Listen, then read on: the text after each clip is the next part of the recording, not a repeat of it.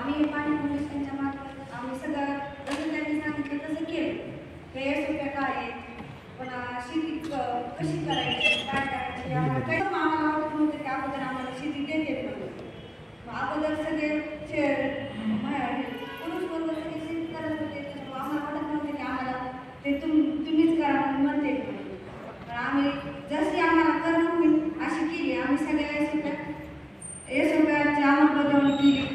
जशी की पहिल्यांदा आपण ट्रॅक्टरवाल्याच्या ह्याच्या नांगरट करत होतो, आता आपण स्वतःहून त्यांना म्हणून की आम्हाला रात्रीची नांगरट नाही करायची, आम्हाला दिवसा आडवी नांगरट करायची. त्याच्यामुळं आपल्याला काय फायदे झाले? गटाचे फायदे नेमके काय? गटाचे फायदे आहेत ते वैयक्तिक गटापेक्षा सगळ्यात जास्त मी सांगते मला होते जास्त गरजेचे. कारण मी घरामध्ये एकटीच शेती करते. माझे मालक माझ्यासोबत होते ते सांगावंच नाही म्हणून सांगते गटाचे फायदे काय त्याच्यावर. खूप अडचणी यायच्या. कशाचं काम करायचं जर म्हणलं तरी एकटीला करणं हे शक्य होत नव्हतं. आता गटात असल्यामुळे कोणतंही काम करायचं म्हणजे की आम्ही सगळ्याजणी सोबत असल्यामुळं त्याचं काही वाटत नाही. औषध आणायचं, खत आणायचं, बिया आणायचं, काही म्हणलं की टेन्शन यायचं. पण आता सगळ्यांनी एकत्र खरेदी करायचं, सगळे सोबत असल्यामुळं त्याचं टेन्शन येत नाही. आणि सोबत ग्रुपवर काही करायचं जरी म्हटलं तरी एकटीला समजा आवड असायचं, पण आता सोबत सगळे असल्यामुळे ते शक्य होतं, ते आवड वाटत नाही. कोणत्याही कामाला असं तुम्हाला या गटामुळे फायदा होतो. आम्ही एकच शेती करत, खूप शेती करत, पण आता गटात आल्यानंतर आम्ही सुधारित पद्धतीने शेती करतो. उन्हाळ्यात नांगरतो, आडवे पगले किडे सगळं हे इचून घेतात.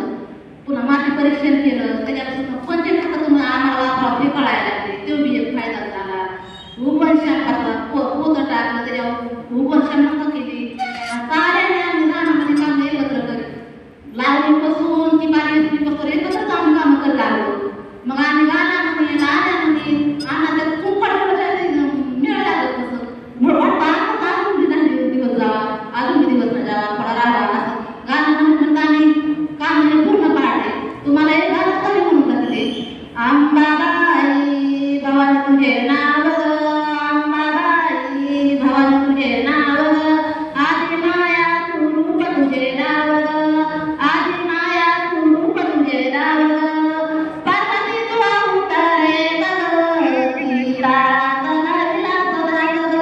कसा रंगला रंगाने राव, कसा रंगला रंगाने राव, दुश्मनावर टाक पहिला गाव, दुश्मनावर टाक पहिला गाव, काशीची गुंडा गायू पतिरत, काशीची गुंडा गायू पतिरत, आंघोळ केल्याने पाप विचार सरत, जेच्या त्याच्यात गाळ जाता नित्या भाटावर, जेच्या त्याच्यात गाळ जाता नित्या भाटावर, आधी माया तू रूप तुझे गाळ, डोळ्या दत्ताच्या घरच्या पायावर, आधी माया तू रूप तुझे गाव, अंबाबाई कमाला लालता चला, गान कसिरा तिया तुझी कोकिळा.